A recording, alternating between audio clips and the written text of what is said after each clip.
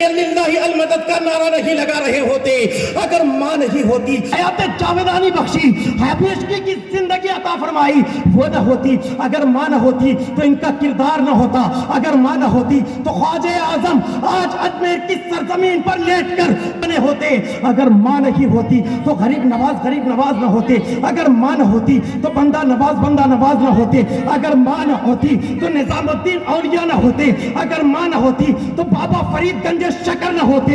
میں عرض کر لینا چاہوں گا کہ اگر ماں نہیں ہوتی تو وہ تمام افراد جنہوں نے ماں کی تربیت میں ذوق عبادت اور شوق بندگی سیکھا تھا، ان کی ذات نہیں ہوتی۔ ماں نے بڑے عظیم افراد پیدا کیے ہیں، تو پتا چلا، معلوم ہوا کہ اگر آج ہمیں غوث ملا ہے تو یہ بھی ماں کا صدقہ ہے، خواجہ ملا ہے تو یہ بھی ماں کا صدقہ ہے۔ اسی لیے کسی شاعر نے کہا تھا، مکالمات فلاطون نہ لکھ سکی لیکن اسی کے شعلے سے ٹوٹا شرار افلاطون، اسی کے شعلے سے ٹوٹا شرار افلاطون۔ حضرات محترم، ماں کی ذات کتنی عظیم ہے، ماں کا مرتبہ کتنا عظیم ہے، ماں کا مقام کتنا عظیم ہے۔ حضرات، ماں کون ہے؟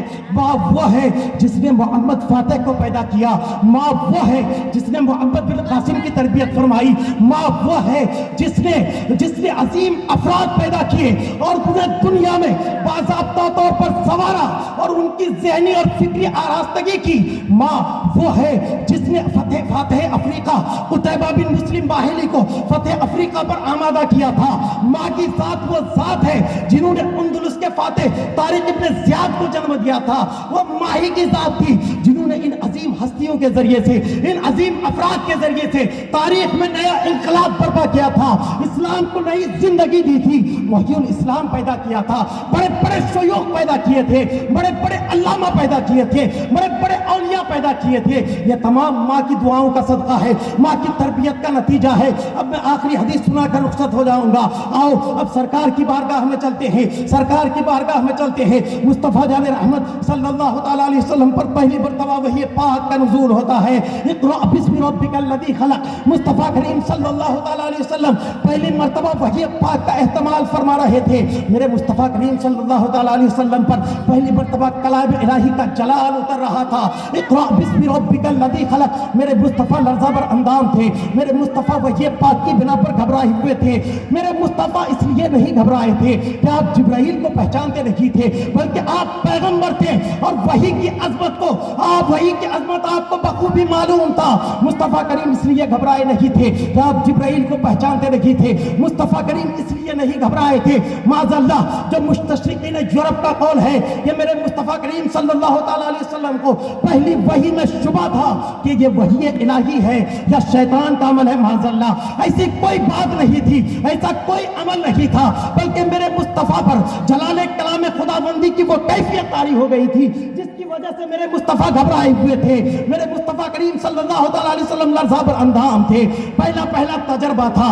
میرے مصطفیٰ کریم صلی اللہ تعالیٰ علیہ وسلم پر اس قرآن کی وحی نازل ہو رہی تھی جس کے تعلق سے رب ارشاد فرماتا ہے، لو انزلنا هذا القرآن على جبل لرأيته خاشعا متصدعا من خشیۃ اللہ، کہ اگر میں اس قرآن کو پہاڑ کے اوپر بھی اتاروں تو پہاڑ بھی اللہ کے خوف سے ریزہ ریزہ ہو جائے۔ وہ قرآن میرے مصطفیٰ پر اتر رہا تھا، پہلا تجربہ تھا، میرے مصطفیٰ پر وحی کا نزول ہو رہا ہے، میرے مصطفیٰ گھبرائے ہوئے گھر تشریف لا رہے ہیں۔ حضرت خدیجہ سے فرماتے ہیں، زملونی، مجھے چادر اڑاؤ، چادر اڑا دی گئی۔ میرے مصطفیٰ کریم اپنے درد کا، اپنے کرب کا اظہار کرنے لگتے ہیں۔ میرے مصطفیٰ نے اپنا ماجرا حضرت خدیجۃ الکبریٰ کو سنایا۔ یاد رکھنا مسلمانوں، خدیجۃ الکبریٰ نے وہ تاریخی جملے دیے تھے، انہوں نے کہا تھا، یا رسول اللہ، یا حبیب اللہ، آپ غم نہ کریں، اللہ آپ کو ہلاک نہیں فرمائے گا، اللہ آپ کو ضائع نہیں فرمائے گا، اللہ آپ کو کوئی نقصان نہیں پہنچائے گا۔ یا رسول اللہ، یا حبیب اللہ، آپ غریبوں کو سہارا دیتے ہیں، آپ یتیموں کو سہارا دیتے ہیں، آپ بے کسوں کو سہارا دیتے ہیں، آپ بے بسوں کو سہارا دیتے ہیں، آپ صلہ رحمی کرتے ہیں۔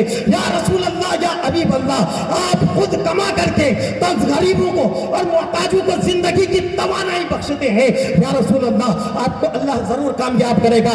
حضرت خدیجۃ الکبریٰ، ایک عظیم خاتون، ایک عظیم شریک حیات، ہماری اور تمام کائنات کی ماں حضرت خدیجہ اپنے عظیم شوہر جو کائنات کے نبیوں کے سردار ہیں، دنیا کے تمام لوگوں کے सरदार है, उन्हें तसल्ली दे रही है, उन्हें तसल्ली के अल्फाज का नजराना पेश कर रही है, उस मुस्तफा को तसल्ली दे रही है जो वही का पैगाम लोगों तक पहुंचाने वाले हैं, जो कुफ्र को मिटाने वाले हैं, जो शिर्क को मिटाने वाले हैं। हजरत खदीजतुल कुबरा तसल्ली दे रही है, तसल्ली के अल्फाज का नजराना पेश कर रही है।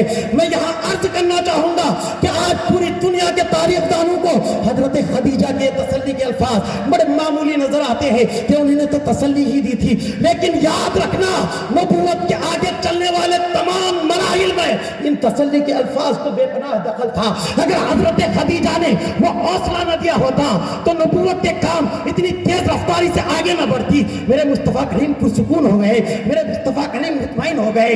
जलाले कलामे खुदाबंदी की वो कैफियत मेरे मुस्तफा के दिल में जो तारी थी अब वो मांद पड़ गई। मेरे मुस्तफा खुद को वही बात के लिए तैयार कर लेते हैं। याद रखना मुसलमानों, मेरे नबी करीम सल्लल्लाहु अलैहि वसल्लम पर वही पाक नाजिल होती है, और याद रखना कि मेरे मुस्तफा का साथ सिर्फ हजरत खदीजा ने वही पाक के मरहले में नहीं दिया, बल्कि उसके बाद अपनी पूरी जिंदगी दीन और इस्लाम के लिए लुटा दी, अपना पूरा दौलत शरीयत के लिए लुटा दिया।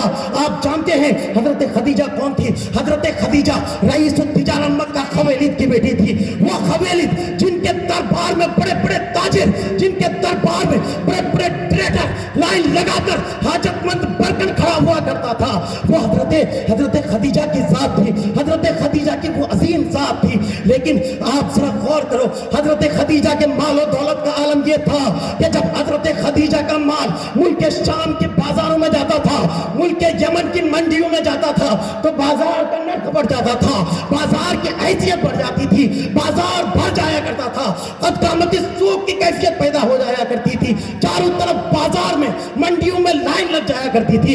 लेकिन याद रखना ये हजरत खदीजा की जात थी। लेकिन जब मेरे मुस्तफा ने दीन की पैगाम देना शुरू किया, मेरे मुस्तफा ने इस्लाम और शरीयत के पैगाम को पहुंचाना शुरू किया, तो हजरत खदीजा ने यह अज़्म कर लिया कि अब